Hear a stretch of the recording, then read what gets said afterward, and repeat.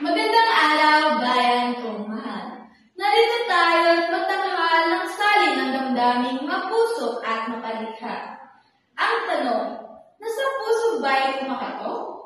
Ang pag-ibig bang marahuyo? Totoo ba o panatili ang silaw ng mata at loob?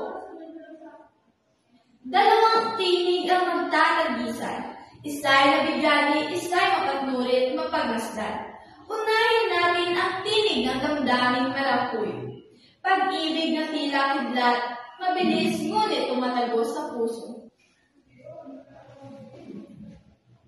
Pipili ko ang marahuyo, ang tinig ng pag-ibig na biglaan. Ngunit sa isang sulyap, puso'y nabihag na nilubusan.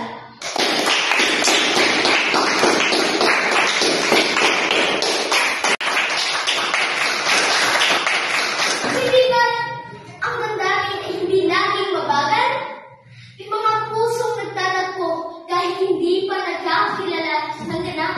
Ang marahuyo ay hindi panloloko. Ito'y damdamin umaapaw, umaakyat sa ulap ng pagsuyo. Ang mata'y umiislap, ang dibdib ay kumakaba.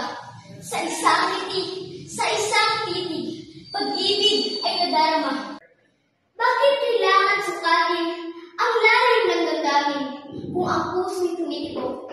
Di ba yun ang parimula ng pag-ibig ng bituin?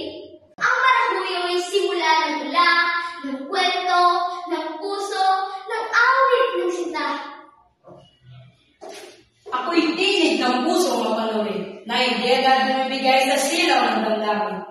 Ang marahuyo ay madalas ay panandalian. Parang alon sa dalampasigan, dumadampi, ngunit agad din lumilisan. Ang tunay ng pag-ibig ay may ugat, hindi lang sa titik, kundi sa pagkilala at pag-unawa ng lahat. Hindi sapat ang kilig, hindi sapat ang lambing. Kung walang paninindigan, ang pag-ibig ay magiging hangin. Ang marahuyo ay madalas ay ilusyon. Pag-ibig na hinubog ng damdamin, hindi ng panahon. Ngunit, hindi ba ang puso'y may sariling wika? Hindi ito laging lohikal.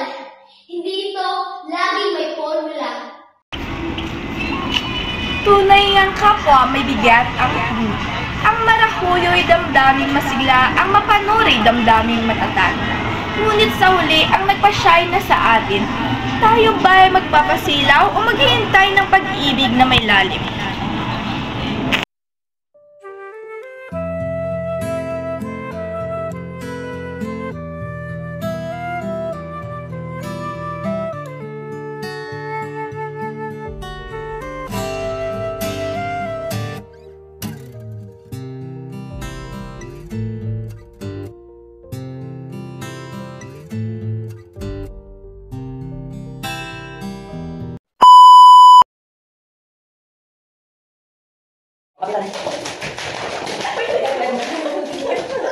Ang marahuyo ay parang,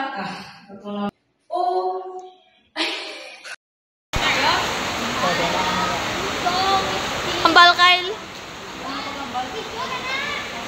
ako'y tinig ng Ako'y tinig ng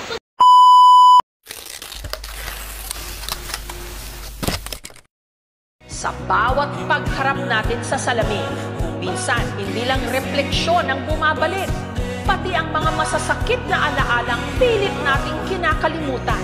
Ang ang mga multo ng ating nakaraan.